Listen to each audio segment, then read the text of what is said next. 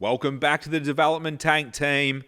Pumped. As you guys know, we hit up the Melbourne Property Expo earlier on in the year, and it was such success, we're hitting up Brisbane and Sydney. We're going to be in Brisbane in August, and we're going to be in Sydney in October. So make sure you keep your eyes on our socials. We'll get the dates out. For all you people in those eastern states, please come along and see us at those expos. It's going to be great. Now we've got Guru Gav's back. We've got a development site that our client went to auction on a couple of weeks ago, and we're going to give you the results. So stick around. We're going to go through the due diligence, go through the process that we completed in here at Little Fish to get to a point where we're happy to go to auction, try and buy the property, set a limit, and you're going to see what happens. Stick around. Let's get into it. All right, guys, let's get into it. Welcome back, Gav. Good to be back. Got a bit of a curly one for you this week. A bit of a curly one. I feel like you did a lot of due diligence on this one, and there was a fair bit to unpack. You went to an auction a couple of weeks ago, but there's a fair bit of juice in it, fair bit of due diligence, and a fair few lessons as well. So I feel like it's a good one. Yeah, look, not only is there a lot to talk about on this this podcast, but also I think the information that we cover will be really interesting for people out there that are learning and want to know more about property development and site acquisition especially. Yeah, correct. I feel like this is one that with not a great deal of expertise you'd probably walk away from, but I think the due diligence that happened inside this building got us to a point where it was a live chance, which goes to show that you got to put the work in to try and uncover the diamonds. Just keep on making calls, keep on asking questions. Yeah, 100%. So can you explain to me our client's play on this one? Because that'll give a bit of context into what we're doing here. Yeah, look, probably a little unique as well with the client. First things first, he's actually done a development before, big project, and did some great resales, like really nice properties, but professional business owner just doesn't have the time to do it himself. They've got another property in Glen Iris, which they're renovating, huge renovation. And the smart money is to find a development site, move into it. So the house has to be comfortable. We'll cover that. Move into it, do the renovation on their home, do the planning. When they move into their new home, build this, sell. Yeah, nice. I like it. So making money everywhere by the sounds of it, this guy. So and like you said, I think he's very bullish that the market's going to look a lot different in a couple of years' time. So he wants to capitalize on that. Absolutely. Look, in his business, he's at the front of property market, I guess, and its trends. So he's got a good insight into where we are at the moment and also where we're going to be in a year or two. Yeah. How good's that? So, all right, good one. Well, let's get into it. Let's see where we are. Sunny Camberwell. So, yeah, look, by the looks of it. Again, coming back to what we were discussing earlier, there is a brief here. It's not just find me a site. Yeah. They wanted to be close to where they live, kids, schools, all that sort of thing. So, I've got probably 3 or 4 suburbs I'm looking in, Ashburton being one of them, Glen Iris. We ended up finding this one in Camberwell, and it ticked a few boxes, so we had a look. So let's go into Land Checker. I'll come back out here and find out where we are. So the address is 44 Outlook Drive in Camberwell. So the location, Camberwell is Camberwell, isn't it? Really, it's a great suburb, leafy suburb, lots of heritage overlays, and there are definitely other precinct factors in play as well, which we have covered off when we talked about the Ashburton site. In this case here, or in this particular council in these areas, they do like their front to backs, but I've got great precedent on the street, and it's actually one of our comparison sales. So yeah, right, and not a bad frontage there by the looks, Gav. So that obviously helps when you're nearly 19 metres. Yes, look, 19 metres frontage. We'll just zoom in there. So 18.9. Yep. So great frontage, and it's not shy. It's 662 square metres. Get out of that. There you go.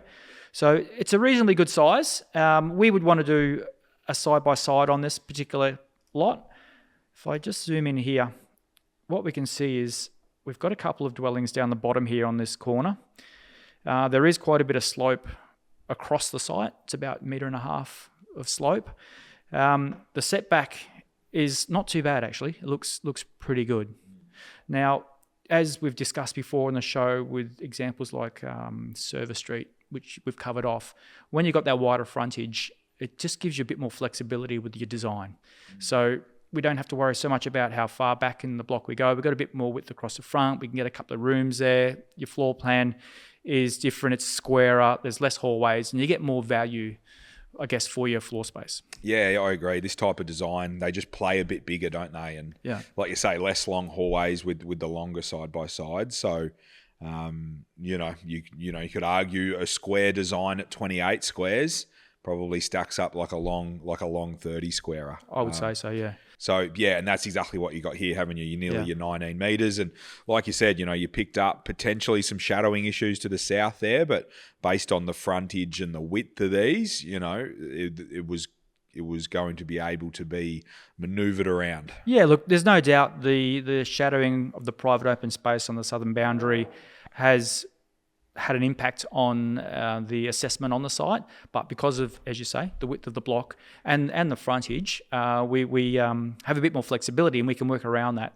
without it impeding too much on the design and the resales. Now, one thing to keep in mind, and we may have touched on this before, is that if you've got a wide frontage, it's gold. But if that wide frontage has quite a big setback, you lose all that land quite quickly. Like a footprint that's 2 meters further back on a 20 meter wide block, you're losing a lot of square meters in the backyard. Yeah, 100%. And that is a great point, because when you get into this site acquisition space and you go deep, which as we all know you do, Gav, these are the little intricacies that can help make a site work or not, and if you get, like you said, you get the wide frontage, you get a small front setback, each of those meters by nearly 10 meters in this case, circa 9.5 meters per townhouse, you put that in the back, those meters are big meters, aren't they? So, yeah, spot on. These are all the little intricacies that are going to sort of help you identify whether a site works or not. Yeah, look, we're still going to get a reasonably good sized backyard, and the width of the block helps with that, and the frontage helps with that.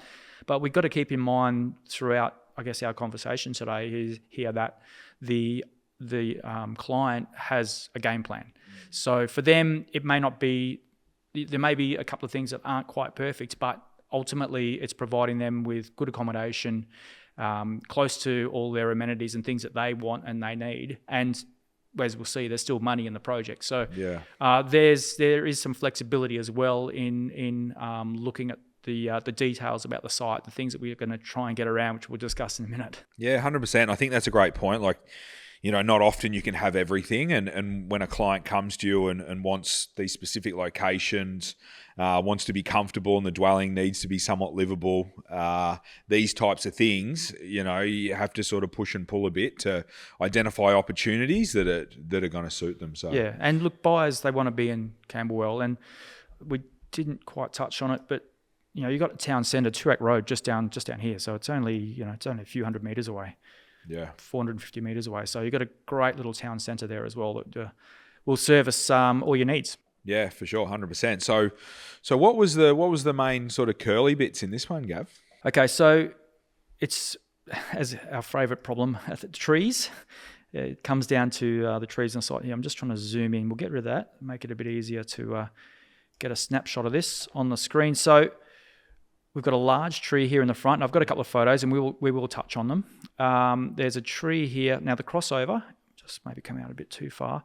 Our existing crossover is here north of the property. Yep. And we would want, obviously, the second one here. There is a tree with a fairly, it's a reasonably sized canopy on the nature strip. I've gone out and measured that. Arborist and designer thinks, look, we're okay. Yep. Root investigation would sort of confirm that through the process, but at least at this point in time, we felt pretty comfortable with it. Yes. We've got this large tree at the front here. There is also, just coming out a little bit, there's a tree on the neighbour's property just here.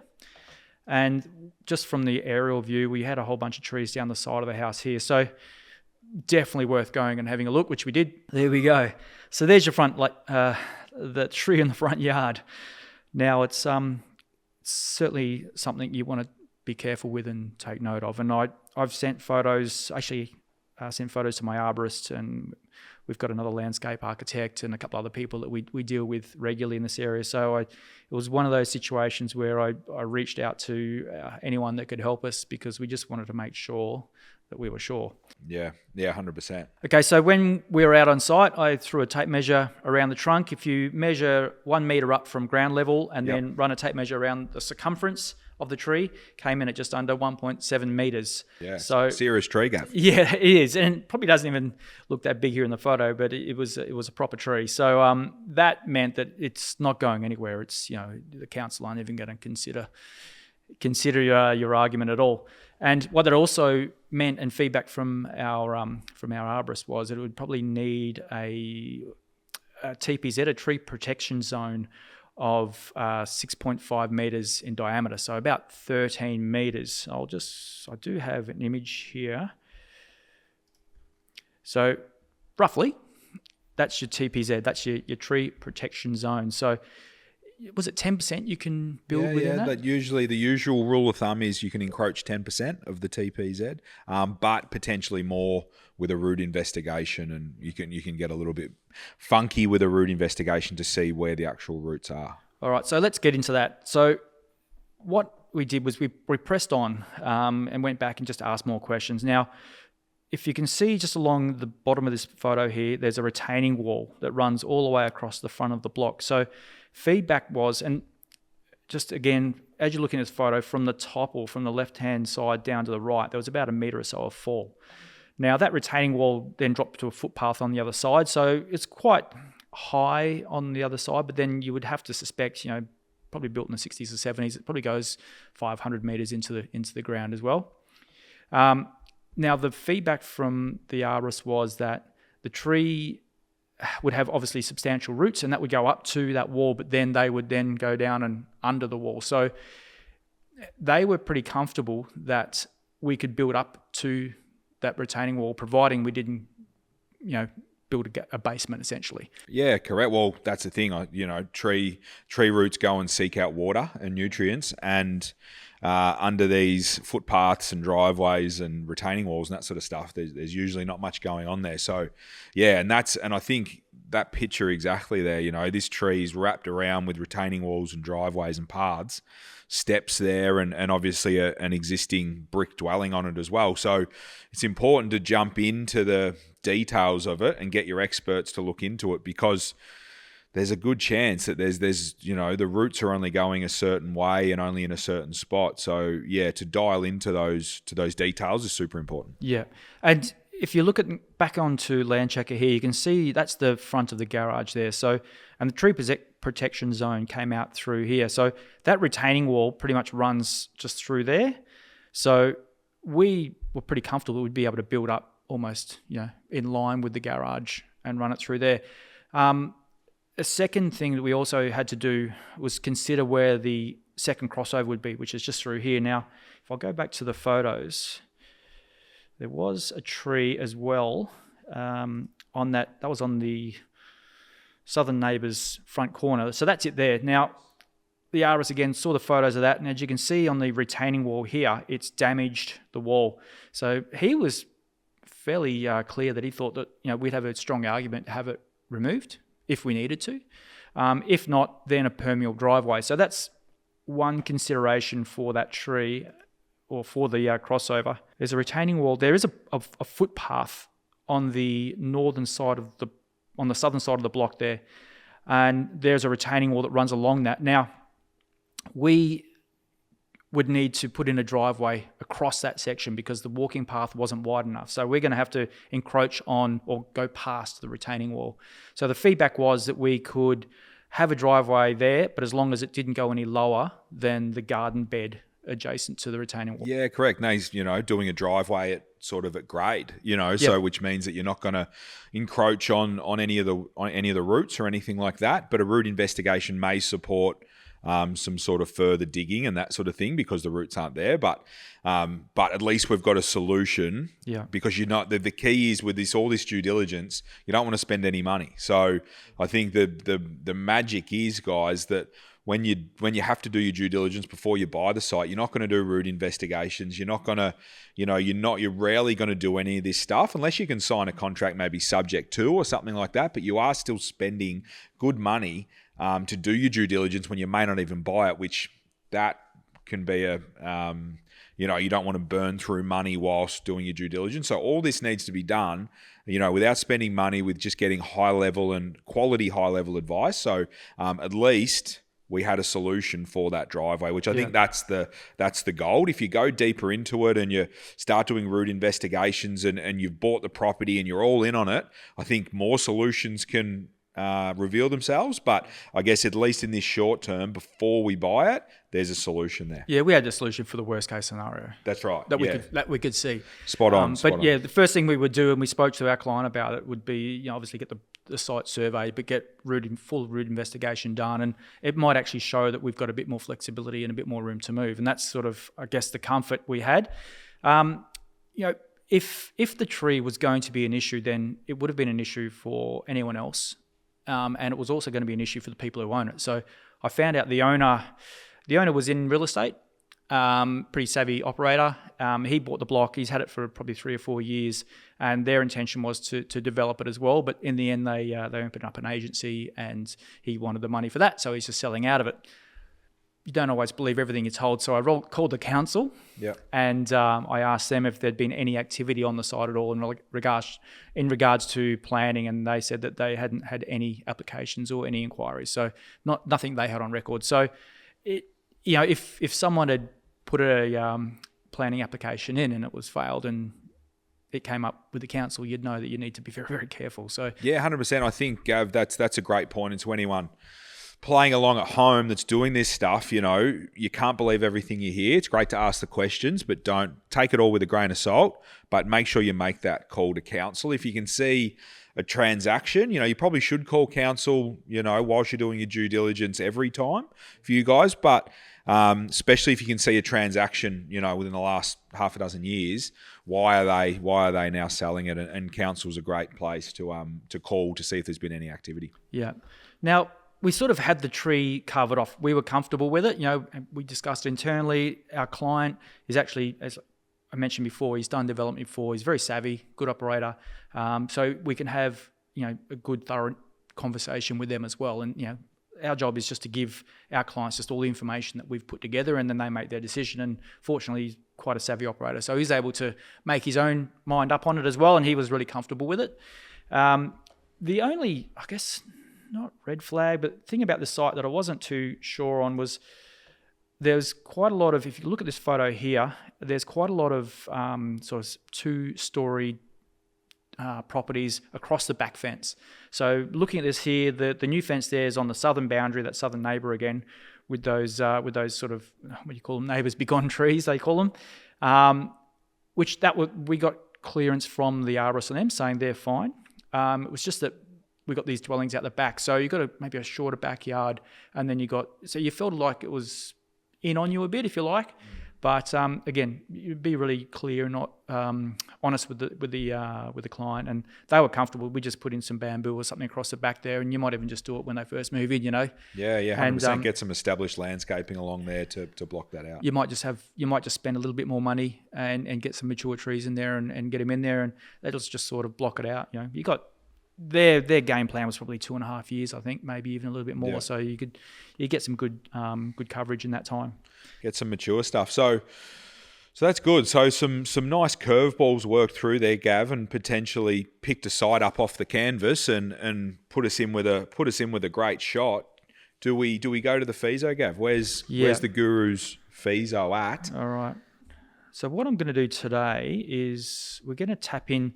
We've mentioned before that the feasibility calculator I use is actually on the Little Fish network for everyone to use. So I thought I might as well just dip in and actually use the calculator that everyone else is going to be looking at, and it literally is 95% the same as what I use every day. So what we'll do is, because it's online, I can talk you through the front end.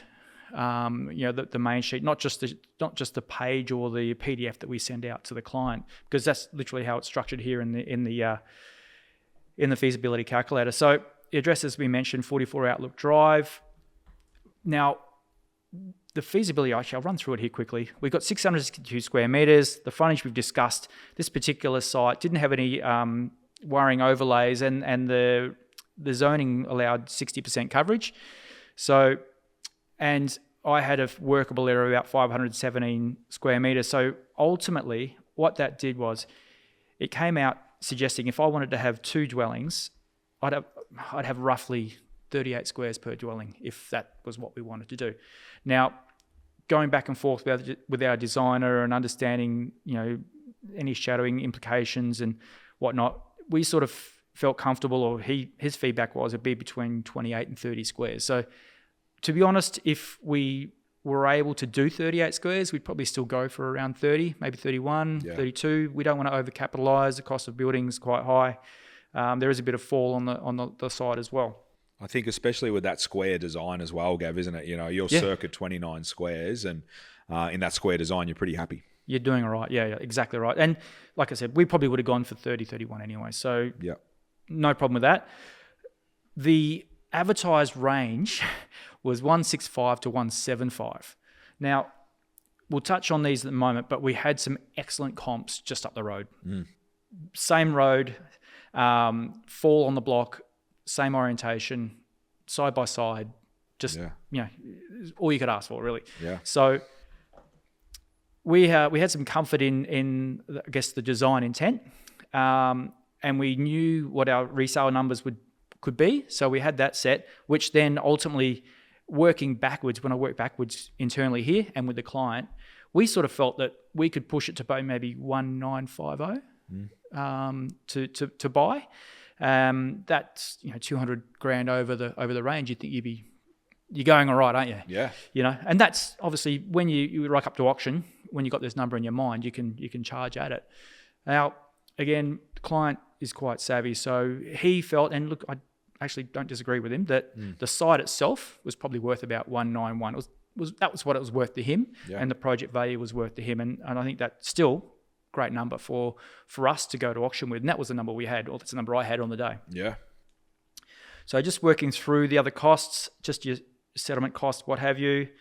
Soft costs come in around 120 grand, so that includes everything. We do have a project management fee in there. Now, on the actual calculator on the network, it doesn't have that line in there. I just literally added it in today just because I wanted this to be a true representation of this site and what we were trying to do.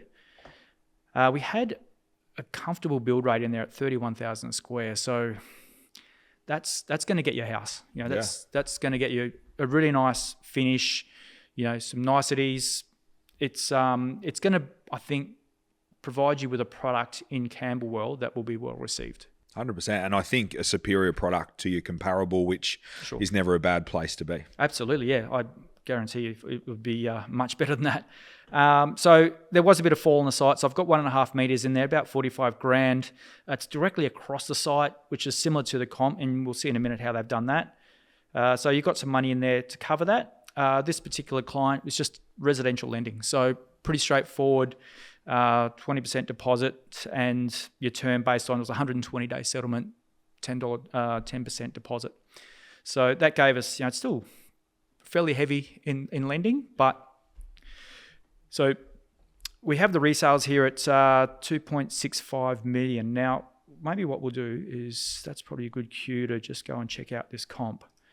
So if I just maybe duck into here, so where they're at 44 Outlook, and there's the comp there. So it's eight, 9 doors up. Yeah, perfect. At 52, this one's 52A, I think it was. They sold both of them. The other one sold prior. This one, here it is here. So sold in March 24. So 3 months ago? Yeah. 2-3 months ago. Yep. Sold for 2.47 million. So let's just take a quick look from the facade, at least. The stuff that we're designing and building at the moment, look, nothing wrong with this, but we'd probably do something a lot tidier than this. Yeah, no, I agree, Gav. I think we can definitely do better than this. But when you're stacking up your comps, I think it's important to appreciate where your level's going to sit. So for you guys playing at home, when you're doing your comps, it's super important.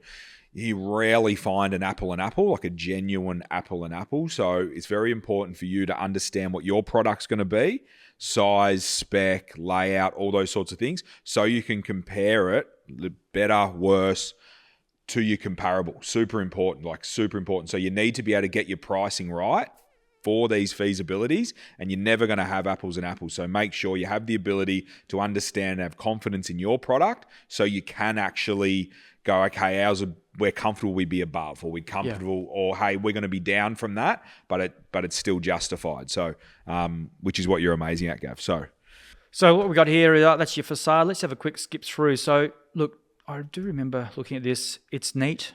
There's nothing wrong with it, but nothing that really jumps out. You know, it's good accommodation, no doubt. You'd be pretty happy with that. But I think, I know that the stuff that we're putting through our interior design process now, and the facades we're pumping out, you'd knock this one out of the park. Yeah, correct. Yeah, definitely a custom design there. Would be superior to that. So again, gives you confidence, good amount of confidence that we can surpass that result. And I think, like you mentioned earlier off air, Gav, there's a lot of comps in Camberwell, and they can be architecturally designed, they can be this, they can be that. There's lots of $3 million plus sort of comps as well, but different locations, different spec, all those sorts of things. So not to get too wrapped up with them, but appreciate the Camberwell's a $3 million suburb. Absolutely. Let's not. Yeah. There's no bones about that. So to be having comps, mid twos, bit higher, it's not very scary, is it? Oh, look, if this was a north-facing block and it was 750, 800 square meters, you'd probably go to 32 squares or 34 squares, and you probably have a similar sort of square meter rate for the build, but you'd be definitely targeting closer to 3 mil. Yeah. Couldn't agree more. Okay, so just there's a floor plan there. Look, nothing special. The master bedroom's okay. One of your bedrooms up the front's the only 3.1 meters, so which is not huge. And I'm just not a big fan of that living area layout. I feel like you're pretty tight there, Gav. You've got a reasonably small kitchen.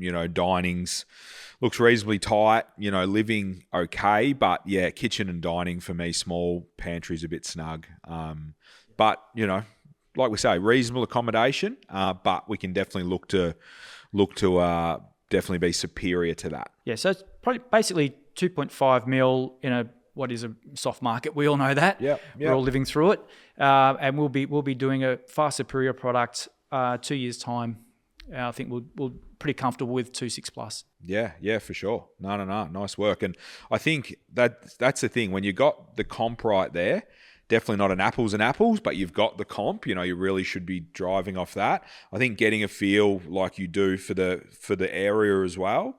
And even if there are some really big results, I think that just gives you confidence that hey, we do something a bit nicer here. We can maybe put ourselves between that comp and a much higher comp. So, like you said, doing something quite nice. 3's probably, in the realms of possibilities in this part of Melbourne. So, I think comfortable with that number, Gav. I know the developer was also looking at the site, the one who did the comp. So he still saw value in the area. So just to wrap this feasibility up, if we're selling around 265s, we've got a 15% ROI and a tidy $680,000 net profit while you're doing a renovation on your house. Soon enough. And I think, Gav, something we want to say. How did the auction go? So on auction day, it was a Sunday. It was raining. It was cold. Didn't really know what we'd find. You're a little bit bullish. You thought, hey, I've got a few legs here, and it's raining. I had some money in my pocket. I thought we were in a good shot, and so did the client. Fair enough. And like I said, he knows the area, so we felt like we were a good 50-50 or better chance on the day. Probably 40 or 50 people at the auction. Probably 30% looked like they were potential Asian buyers. and it sort of took off pretty quickly. We're in the game, we're bidding along, we're going well. Charged up to 1.9 and kept going. And in the end, there were probably 3 Asian groups bidding on it. Towards the very end, the last 100K, it was just 2 parties that were bidding. And to me, they looked like families. They really didn't look like developers. You never really know, but when you got a group of an older guy and then a younger couple together, mum and dad's and a family, and on the other side it looked like a fairly young couple, to be honest with you. It just fired up to 2.1 million. 2.1 million and sold there. So no cigar for you, Gav, but yeah, it tells you that you're looking in the right places, I suppose. Definitely sought after. They saw value there, that's for sure, didn't they? 100%. So, but I think, which we'll keep looking for this client. He's a great client, and we will get something shortly. But I think finding something that's a bit livable as well is that, that's definitely a criteria box that we are trying to work through with him, because suddenly you've got all these other punters inside that competitive arena that we are competing with, that you competed with a couple of weeks ago, that have got deep pockets and can move into it, and they're looking for just a family home in an amazing area of Melbourne. So that's a space that is proving a little bit trickier to get into for him. Yeah, look, and we've spoken about my approach to auctions, and I can tell you both of these Asian families either had the same approach or just had very, very deep pockets, and spending 2.1 on a site that's probably not worth that in Camberwell just wasn't a problem. Yeah, no. Great work for you,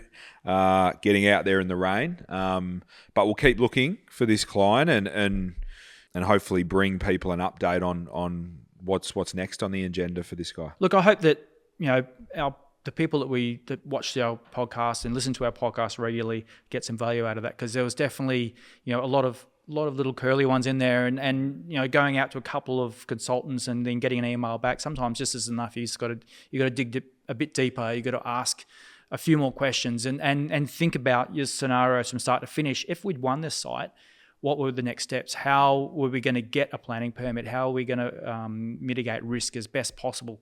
And who are the people that are going to be involved in that process? And then what are the questions I need to ask those consultants just to get the information out of them? Because 9 times out of 10, you've got to also remember they're quite conservative. Yeah. They don't want to tell you to go and buy it because it treats perfectly fine, and then we bought a site, unconditional.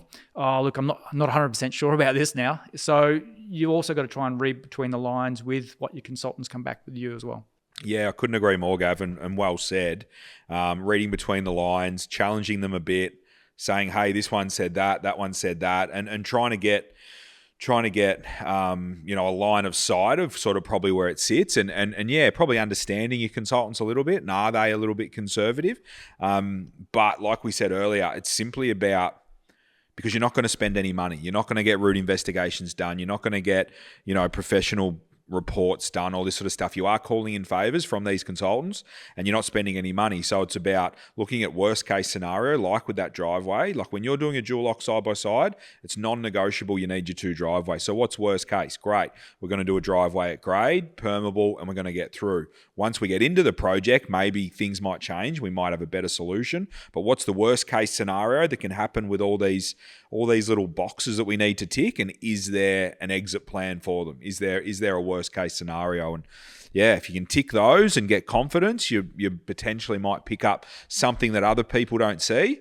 This occasion you didn't. A couple of others saw value as well. But I think something like that, say the next one, you do that same work on another site, when others are caught napping a bit and think it's a bit smelly, you may be able to snap it up for a cheap price. Yeah, it always pays off to do the work. If nothing else, it gives you confidence when you go to auction. You want to be confident in what you're doing and what the outcome is that you're trying to achieve. Yeah, 100%, especially we're in the position of dealing with other people's money as well and giving them advice on what we're thinking they should do. So getting to the bottom of it is super important. So anyone playing along there at home, make sure you listen to this, share it with anyone that else is going to get value. If they're playing at this front end of the market and looking to do their due diligence, so much value in this. and so many things that you need to get right. So, Gav, thanks again, and we'll see you in a couple of weeks. No problem. See you soon. Good on you, Gav. Please, guys, like, share, subscribe. Anyone that's going to get value out of that, happy developing.